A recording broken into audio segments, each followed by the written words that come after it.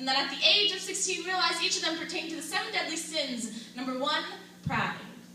Now she's not really considered a princess, but I dare you to call me out when I say Mulan had one hell of an inferiority complex. Walking around as if she had the fierceness of a dragon, if only she knew Eddie Murphy served as her guardian. That maybe swallowing her own pride might have earned her the title of a princess, but with an ego that stood taller than the Great Wall of China, I wonder if she could have jumped over such a hurdle by herself. Number 2, envy. Now this princess was my favorite. She made gingers cool again, and every swimming instructor at the YMCA Bridge, see Ariel, was always bitching about how she didn't have the nicest thingamabobs or cooler gizmos, whining to her dad as if she even had a voice to begin with. Too envious to notice her own talent, she was willing to give up everything for a pair of legs when she should have realized every girl would have given anything to be a mermaid. Number 3, gluttony. Now the definition given to this sin is an inordinate to consume more than that of which one requires. Snow White could have stopped at 1. But no, because apparently Dopey wasn't good enough for her, so she had to invite 6 more men into her group. 7 men. Ironic. I wonder if they consider that polygamy in the Disney World. Number 4, lust. I now understand why her father wouldn't let her out of the palace walls. He didn't want people to see his beautiful daughter Jasmine in outfits that weren't appropriate for Middle Eastern standards, not to mention the fact that she was dating a hood rat who was constantly getting into trouble and thrown into jail, and she set her standards low. But one thing I did learn, tigers don't make very good babysitters. Number 5, wrath. I understand the whole sneaking out deal, but Cinderella took it to a whole new level, and she understood the consequences. See, she knew that when the big hand struck 12, her fabulous night would be over, but I guess not paying attention to your fairy godmother is a rising trend nowadays. She was mad, and I couldn't blame her.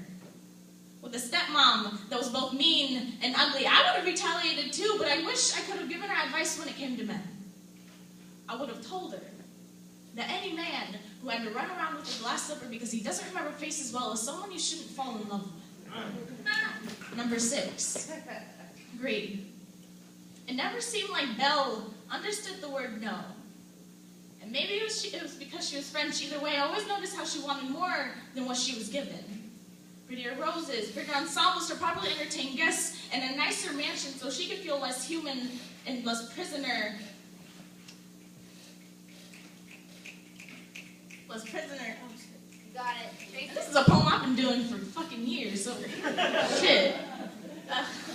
But at least she was smart, because she had read, bestiality is frowned upon.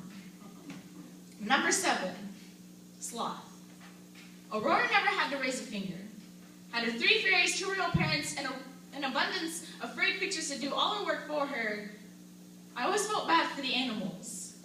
Squirrels serving as personal therapists, birds as personal hairstylists, and bunnies as plush warmers. She's lucky Peter wasn't around back then. But now I wonder if Walt Disney would be proud. If the girls he claimed father to would allow him to foster other princesses' dreams into fairy tales, would they still be considered role models? I guess that's for future princesses to decide.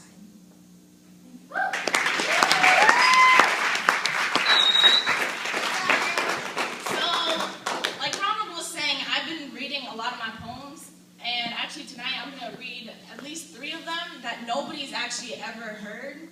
And I realized that memorizing poems for me it's really hard, but I lose a lot of the love for it. I start focusing on, I gotta memorize this piece, I gotta have it ready for slam, and I kind of got tired of it. So tonight I'm going to be mostly reading, and that's just kind of a preference for me right now, so I'm going to grab my iPod real quick. You.